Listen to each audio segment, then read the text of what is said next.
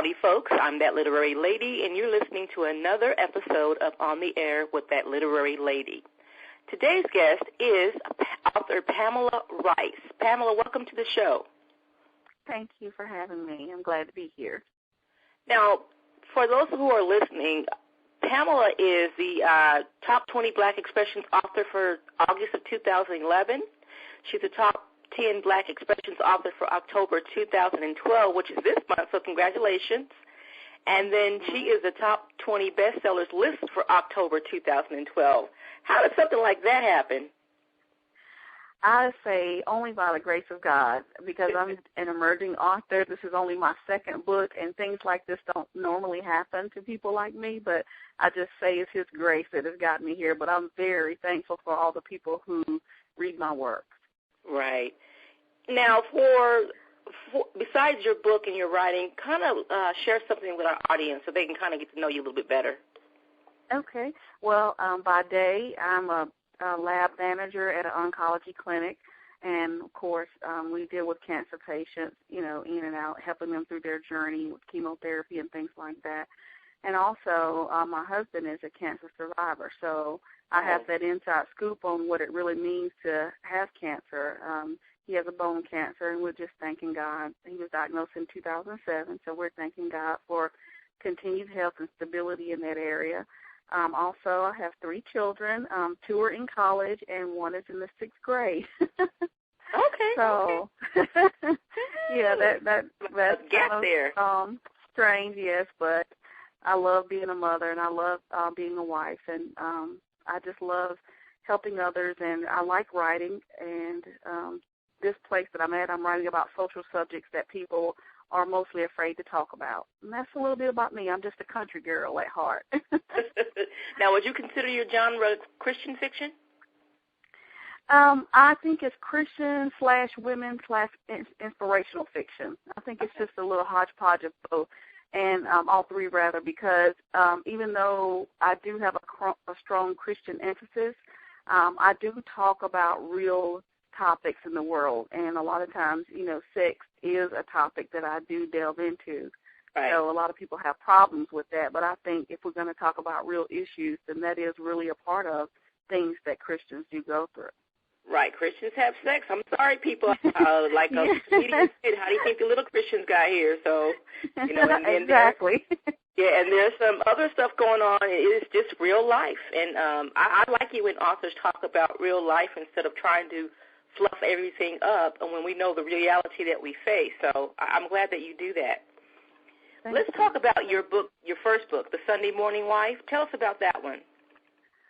The Sunday Morning Wife deals with domestic violence, and the main character is Yolanda, and her husband is a pastor of a prominent church, and everybody thinks he walks on water, but when she gets home, it's a different story.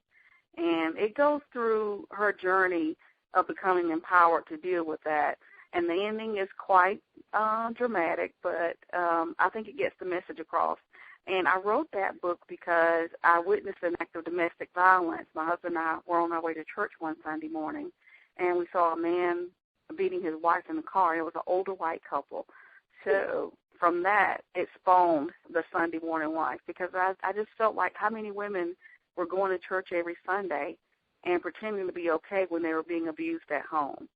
Right. And I just couldn't let it go, so that spawned that book. Okay, so I have to ask you this. My name is Yolanda, and it's spelled the same way. Where did that name come from? I just went through the alphabet, and I just tried to think of a good name because I didn't want it to be anybody that I really, really knew.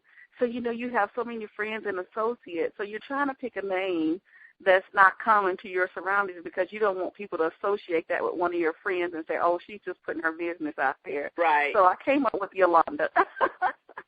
And it's not me, folks. Yes, it's not you. Okay. Now let's talk about your second book. Now, the Monday Night Mistress, is that one out yet? It is out. It's available on Nook, Kindle, Barnes & Noble, Amazon Black Expressions, and Peace in the Storm Publishing website. Okay. Tell us a little bit about that one. Oh, boy. The Monday Night Mistress, I know. When I start, people are like, I can't believe you wrote that. But anyway, it is a book about two cousins who are best friends in the world, but one of the cousins is having an affair with her cousin's fiancé. And once that is found out, all of these deep, dark family secrets emerge.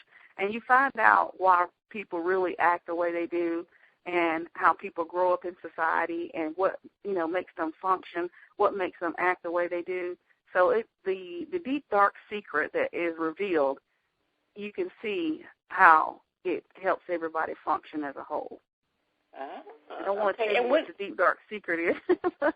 Yeah, we don't want to reveal that. Go out and but it is another social issue that people deal with, especially in the black community, that is often swept under the rug, and in other communities as well. Okay. And when was this book released? It did release in, I'm so confused with my dates. I apologize.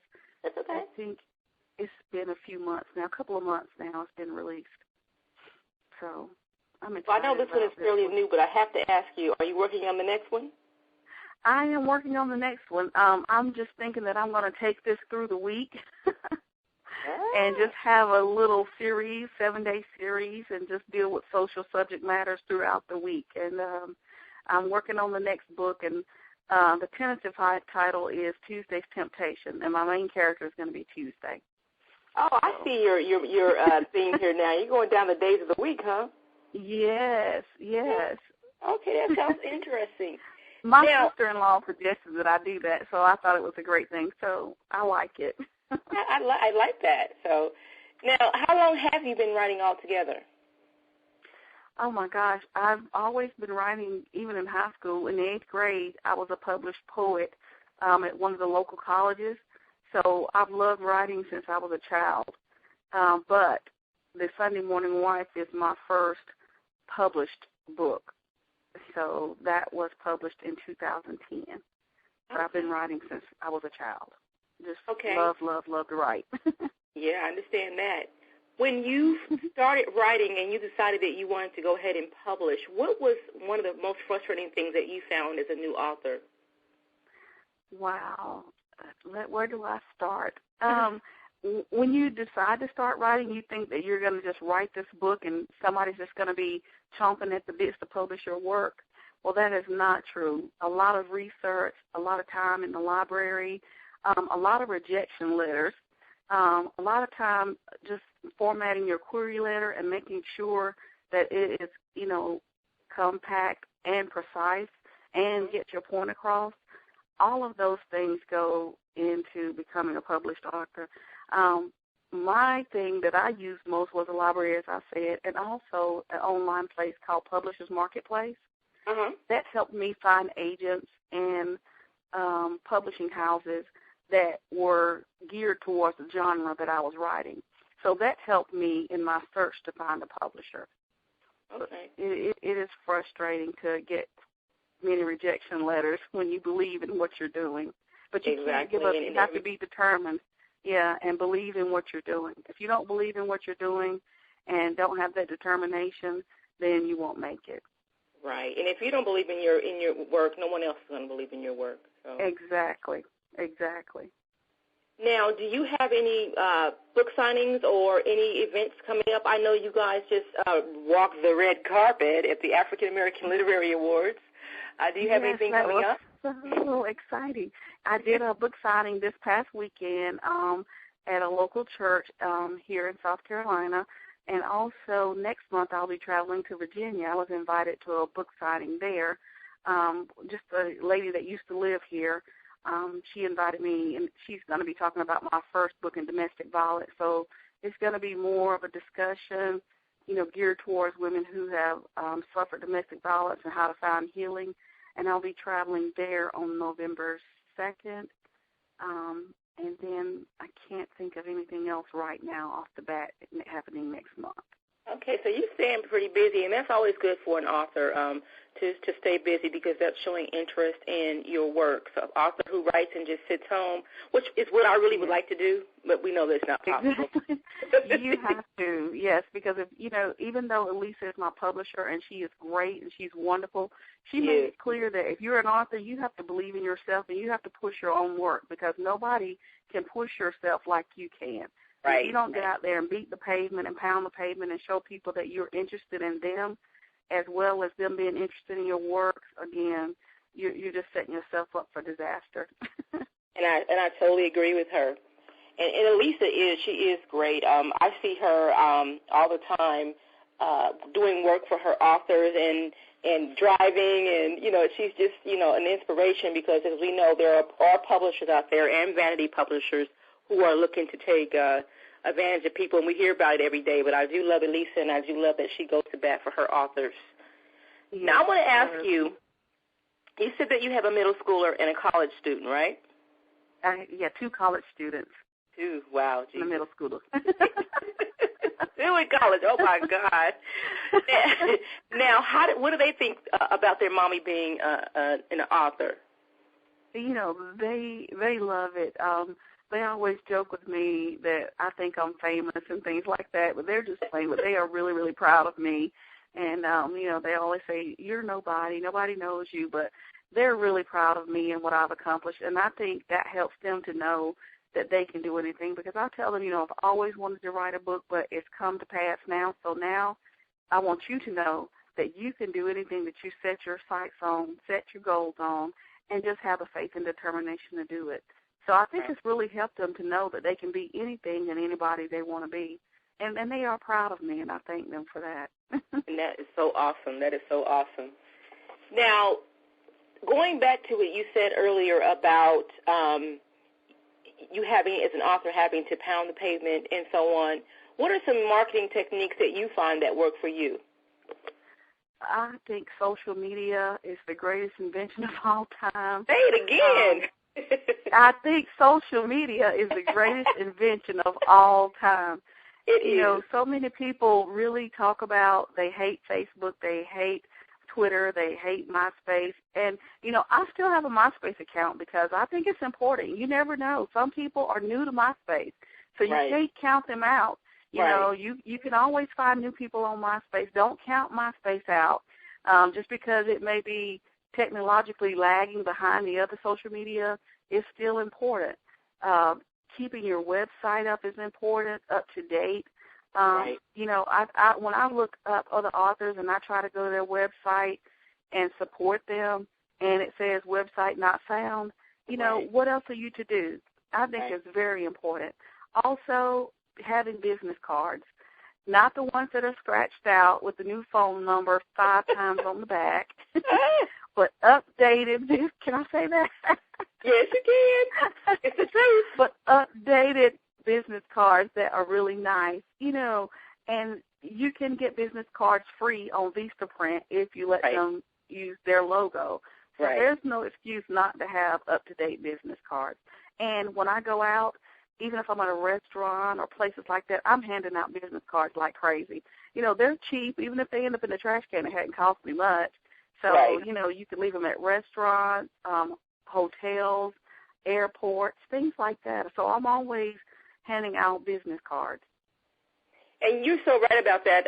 Vistaprint will give you free business cards if you use their logo, but they also, a year ago purchased cards through them, and I think I got like 250 for $19, and I was able to upload my own logo because with the free ones you have to pick from their designs, but I was able to do my own logo. And it's $19, I'm thinking about it. You spend $20 on a pizza run, Exactly. So invest in yourself. Yeah. Yes, and I believe that's very important, very important. I think so, too. Now, you have a blog, too, right? I do. It's a WordPress blog. And all of my blogs and websites, blogs, Facebook, Twitter, social sites, you can find all of that on my website. And it's www.pameladrice.com. Okay. Now, I'm looking at your blog, and there's a lot of inspirational posts on here. But tell our audience a little bit more about your intentions or what your blog is for.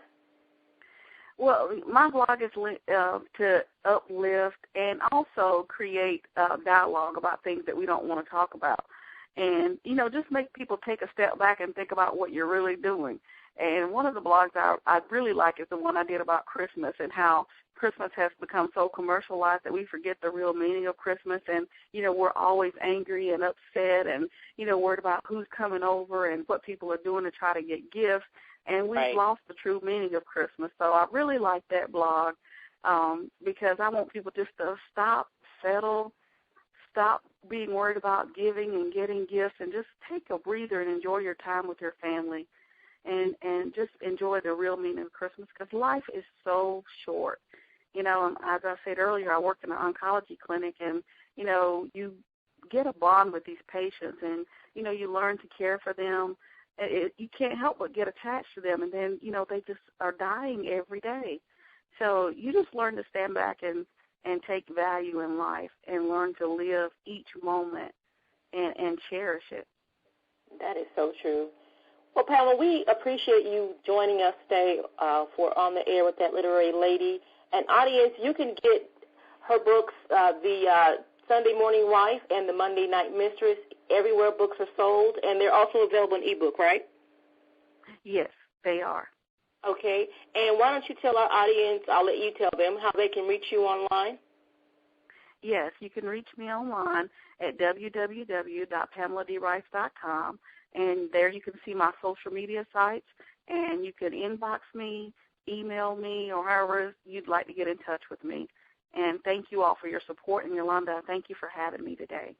I thank you for being on the show. I now have 2 more books to go by to add to my already large book collection, so because I'm very interested in, especially the one with my name in it. I have to be, Yes, yes. So I'll be buying those books pretty soon. But I thank you for being on this show. I wish you the best of luck with both titles, and I wish you speedy publishing date on that 3rd title. Thank you so much, and you have a great day as well. And thanks for all you're doing in the literary community. Thank you. God bless. All right. Thanks. Bye-bye.